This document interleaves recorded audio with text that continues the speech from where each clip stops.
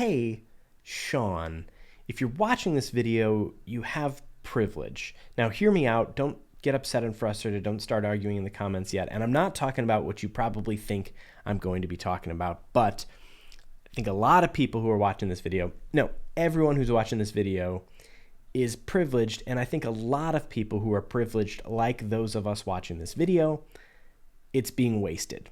And I want to talk about that for a minute. So the privilege I'm talking about, it's not necessarily white privilege, although it might be linked to that, and that might be a word that triggers you and you turn off this video and you're done with me. But it's not about that. And I do have white privilege, and I'm privileged because of my city. My neighborhood within my city is a relatively safe neighborhood. I've got a lot of things going for me that allow me to do what I do for a living, and that is video production. And this is something that video production is a thing that we get into when you have the time to take risks, to invest in gear, to have days and weeks without any work coming in. It takes a buffer to get into this, and that takes privilege. But even for the people who don't have that same kind of privilege, even for the people watching this who don't have white privilege or who are in an entirely different location and a different reality than America, there's a privilege to watching this video, and that is the privilege of time. Some people in this world do not have extra time. Every minute of their day is filled going from job to job, trying to provide for their families, raising their children, helping relatives, caring for friends. There are people who just don't have an extra minute. They go. It is booked from sun up to sundown, from wake up to go to bed, and maybe there's not even a lot of sleep after that go to bed before the next wake up. And if you're watching this YouTube video, you've got spare time. And I'm not saying if you're watching any YouTube video, you're privileged and have extra time. There's a lot of great YouTube videos about how to fix a flat tire, questions about parenting, or how to prepare for a job interview, things like that. There's a lot of great stuff on YouTube that privileged people don't have to watch necessarily. But you're watching this video. You're watching my video. And I think that, unfortunately, for my audience, that means you've got the time to click on this dude and say, what is he about to talk about with whatever limited thumbnail and title this video had. You had the time to click on it, which means you have extra time that some people don't have. And that's awesome. Privilege isn't a bad thing unless it's wasted.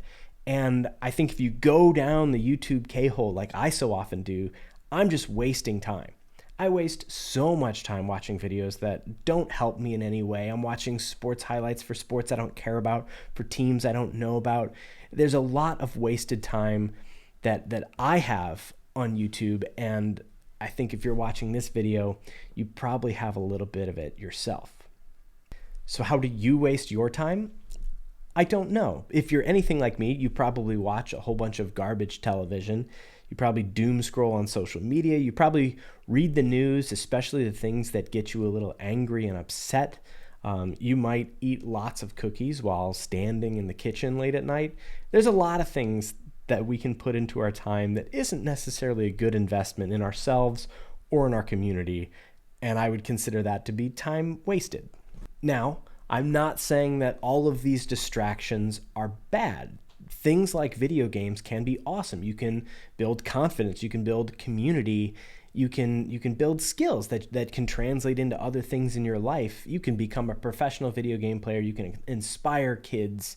There's awesome stuff that can come out of playing video games. And in the same way, there's awesome stuff that can come out of watching TV. You can be inspired to create things. You can change your mind by reading a documentary. You can learn more about people that you wouldn't necessarily get to meet in your day-to-day life. There's a lot of value that video and TV and even YouTube can offer to people.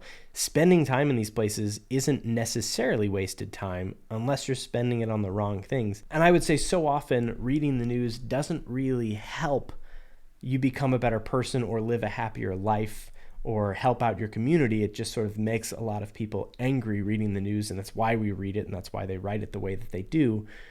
But responsibly reading the news to make an informed decision to help you vote more responsibly, to help you get involved in causes that resonate with you, there's a lot of good that can come out of these things. I'm not saying that spending your time reading the news or watching TV is bad. In certain ways, though, it can be bad. And when it's bad, I would say these things are summarized where we lose track of our concentration and our focus. When you're just doom scrolling, you're just being bombarded with information. You're not processing any of it. You're having a instinctual emotional reaction to something, and then you're moving on to the next thing. Same with bad TV, where you're not being thoughtful. It's just washing over you. And I think what all these things have in common is a lack of mindfulness. And there can be so many benefits to it, but being mindful may be taking 5 minutes to do some meditation. I know for a lot of people, you roll your eyes at meditation, and you may have tried it and gotten frustrated. It can be awesome, but even that frustration is so much more productive than doom scrolling or than watching reality TV or something like that. You're able to slow yourself down a little bit. So meditation can be a great way to spend a little bit of time, even 5 minutes, 3 minutes. Set a timer for 60 seconds and just slow your breath down and think about yourself and your breathing for a minute. Think about what makes you happy. And that minute will be a better spent minute than your minute spent eating cookies in front of the microwave. Yoga, if you really want to get after it, is a way of, I think, taking meditation to the next level and getting your whole body involved, and it can be awesome, especially if you make a good habit out of it. And journaling or reflecting can also be just an awesome way to spend some time decompressing, evaluating your life, what makes you happy, what you want to spend more time doing. And that may be the simplest takeaway, is that so seldom do we take a minute to look at what we are consuming and how it's affecting us. And just taking a minute to write down, hey, when I watch these TV shows, I just sort of feel gross, but I never stopped to realize that. I'm going to take a second and say, what did I do last night? Is that something I should keep doing? If I could choose what tomorrow night's going to look like, would I want it to look that same way that last night looked? And journaling and reflecting gives us this opportunity to have that analysis that we may not have if we're just constantly living with that lack of focus and being constantly distracted by everything that's put in front of us. There's more and more studies coming out that are examining and revealing that so many of these activities, these mindful activities, are helping lower blood pressure and increase blood flow. They're reducing stress, they're reducing anxiety. They have these actual physical and mental benefits that make you a happier person. And as a happier person, you can be a happier person. You can be a happier partner, parent, child, sibling, coworker, teammate, colleague, vendor, customer, anything that you do.